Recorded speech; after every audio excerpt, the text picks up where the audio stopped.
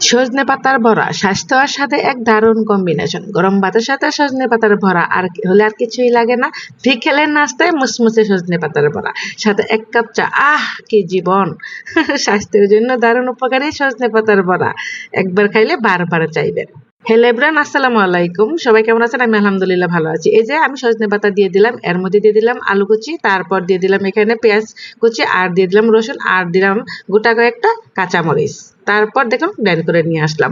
আসলে খুব একটা বেশি মিহি করতে হবে এমন তো কোনো কথা নয়। পাতাটা একটু মিহি হলে আর যে যা যা দিয়েছি তা একটু মিহি করে নিয়েছি। আর এখন আর কি করব বলুন তো? এখন আমি দেখুন দিয়ে দিলাম তেল। ফ্রাই প্যানে কিছু তেল দিয়ে দিলাম। তেল দিয়ে আমি এর মধ্যে দিয়ে দিলাম কিছু পেঁয়াজ কুচি। আমি ওইখানে কিন্তু পেঁয়াজ দিয়েছি, পেঁয়াজ রসুন এবং কাঁচামরিচ দিয়েছি। আমি আবারও কেটে কেটে কিছু দিয়ে দিলাম এর মধ্যে, কারণ আমার মনে হয়েছিল যে এখানে একটু কম হয়ে গিয়েছিল, আর এভাবে দিলে আর একটু বেশি ভালো লাগে। তাহলে একটা দিয়ে আমি দুইটা জিনিসে তৈরি করব। তারপর দেখুন এগুলো আমি ঢেলে দিলাম। এখন আমি কিছুক্ষণ ভেজে নেব। সত্যি কথা বলতে কি, আমি একটু ভাজিও খাবো, আর এটা দিয়ে আমি আরেকটা রেসিপি তৈরি করব। সেই রেসিপিটা দেখতে হলে আমার পাশে থাকেন। তারপর দিয়ে দিলাম আমি পরিমাণ মতো লবণ। এখানে লবণটা দিয়ে কিন্তু দেখুন আমি অনেকক্ষণ মোটামুটি নেড়ে চেড়ে নিয়েছিলাম। আর এই যে সজনে পাতার যে একটা গন্ধ, এই গন্ধটা, উষ্ণ গন্ধটা চলে যাওয়ার জন্য আমি এখানে দিয়ে দিয়েছি তেজপাতা দুটো। আর এখানে তেজপাতাটা দিয়ে দেওয়ার একটাই কারণ, তারপর কিন্তু তেজপাতা আবার উঠাই নেবেন। দেখুন আমি অর্ধেকটা ভুনা করে নিয়েছি, আর অর্ধেক দিয়েছি এখানে বড়া তৈরি করার জন্য। আর এই বড়াটা আমি তৈরি করব। এখন দিয়ে দিলাম ওই যে ভুনা করলাম ওইটা, আর হলো কিছু ভিজিয়ে রেখে দিয়েছিলাম মসুরের ডাল, আর এই মসুরের ডালগুলো দিয়ে দিলাম। হাইরে জানেন না, আমার তো ওইটা গন্ধের জন্য আমি খুব একটা খাইতে পারি নাই। তারপর আমি এই পদ্ধতি অবলম্বন করলাম। এখন আমি দিয়ে দিলাম বেসন আর চাউলের গুঁড়া, বেসন চাউলের গুঁড়া, তারপর দিয়ে দিলাম পরিমাণ মতো আদা আর একটু লবণ। হ্যাঁ, আদাটা দিয়েছি গন্ধটা চলে যাওয়ার জন্য, আর মরিচটা আমি একটু বাড়িয়ে দেবো, কারণ ওইখানে কিন্তু কাঁচা মরিচ আমি দুইবার দিয়ে দিয়েছি।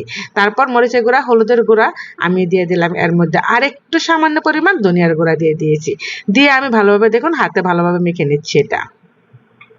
আর এই সজনে পাতা জানেন, সজনে পাতার বড়া অনেকটাই স্বাস্থ্যসম্মত। এতে কিন্তু প্রচুর পরিমাণে ভিটামিন, মিনারেল এবং অ্যান্টিঅক্সিডেন্ট থাকে, যা শরীরের জন্য কিন্তু অনেক উপকারী।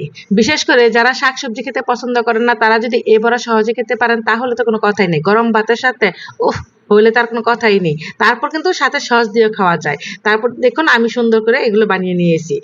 আর এগুলো বানানোর সাথে সাথে কিন্তু আমি এর ফ্লেভারটাও পেয়ে গেছি। কারণ যে একটা মানে সজনে পাতার ফ্লেভার একটু খারাপ, যার কারণে অনেকে খেতে চান না। তারা যদি এভাবে বানিয়ে খান না, চাউলের গুঁড়াটা একটু বেশি করে দেবেন, তাহলে মচমচা একটু বেশি হবে, খেতে কিন্তু অনেকটাই ভালো লাগবে। আমি কিন্তু আজকে এক রেসিপিতে ২ রকমের স্বাদ পেলাম। একটা হলো সজনে পাতা ভুনা করলাম। আসলে ওইটার চেয়ে আমার কাছে মনে হয়েছিল যে এই যে বড়াটাই মানে বেশি সুস্বাদু হয়েছিল। আর আপনারা একবার এভাবে খেয়ে দেখবেন, ওইভাবে খেয়ে দেখবেন। জানি না কে কিভাবে খেয়ে থাকেন, কিন্তু আমার কাছে মনে হয়েছিল যে বড়াটাই বেস্ট। আমার ছেলে তো অনেক বেশি পছন্দ করেছিল বড়াটা। কিন্তু এভাবে করার পর আমার কাছেও ভালো লাগছিল। ভেবেছিলাম যে ফেলে দেব, কিন্তু না, ফেলে দেব কেন? এটা যখন এভাবে করে নিয়েছি আমার কাছে অনেক বেশি ভালো লেগেছিল। আর আপনারা করে খাবেন। আর আমার আজকের রেসিপিটা আপনাদের কাছে কেমন লেগেছে, যদি ভালো লেগে থাকে তাহলে লাইক কমেন্ট শেয়ার দিয়ে আমার পাশে থাকবেন, আর এটি বানিয়ে খাবেন। আজ এ পর্যন্ত, আল্লাহ হাফেজ।